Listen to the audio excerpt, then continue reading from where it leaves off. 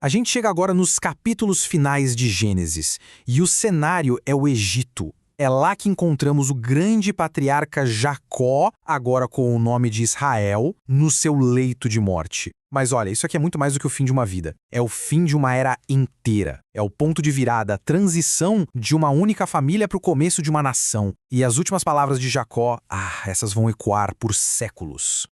Vamos mergulhar nessa cena porque ela começa com uma imagem muito forte. Israel, já velho, doente, junto o que resta de suas forças.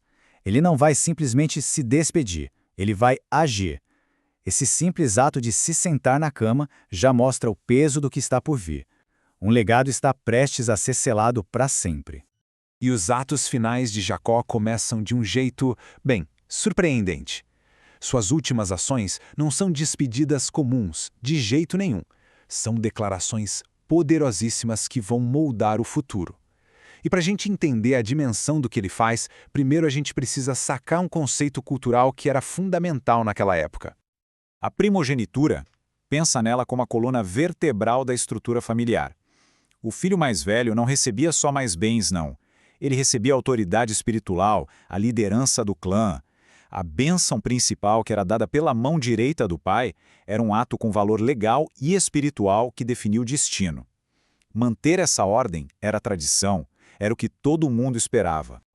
Então, vem a primeira surpresa. Jacó chama os 2 filhos de José, que nasceram lá no Egito, e os adota como se fossem seus. Ele diz basicamente, Efraim e Manassés agora são meus, assim como Rúben e Simeão. E ao fazer isso, ele na prática dá a José a porção em dobro da primogenitura, transformando seus 2 filhos nos fundadores de 2 das tribos de Israel. Agora a cena fica ainda mais interessante. É quase uma coreografia. José, que conhecia o costume, posiciona os filhos do jeito certo. Manassés, o mais velho, fica à direita de Jacó para receber a bênção principal. Efraim, o mais novo, à esquerda. Só que Jacó, mesmo com a visão já fraca, faz algo inesperado. Ele cruza os braços de propósito, colocando a mão direita sobre o neto mais novo. José até tenta corrigir o pai, achando que é um engano. Mas Jacó insiste, e as palavras dele aqui são o clímax de tudo.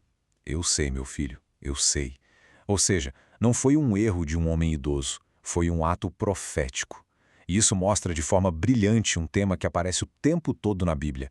A escolha soberana de Deus muitas vezes passa por cima das tradições e das expectativas humanas. Deus age por graça, não por direito de nascimento.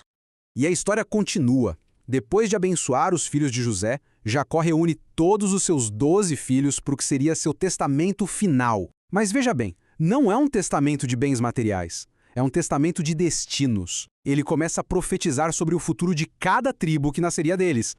O que a gente vê aqui é uma ligação muito clara entre o caráter de cada um e as consequências futuras. Rúben, que era o primogênito, perde a sua honra por ser instável. Simeão e Levi são repreendidos pela violência que cometeram no passado. José, por outro lado, é abençoado com muita abundância. E Judá, a Judá é dada a promessa mais importante de todas. Esse é o ponto crucial. A Jacó foi revelado que a linhagem real, a autoridade para governar, simbolizada pelo cetro, pertenceria à tribo de Judá. Essa é simplesmente uma das profecias messiânicas mais importantes de todo o Antigo Testamento. Ela aponta para uma linhagem de reis que no fim culminaria em Siló, uma figura poderosa a quem até as nações obedeceriam. Depois de entregar-se ao testamento profético, Jacó dá sua última instrução. A vida dele está chegando ao fim, mas a sua fé está totalmente focada no futuro. E o seu pedido final vai dar início a uma das cerimônias fúnebres mais impressionantes já registradas.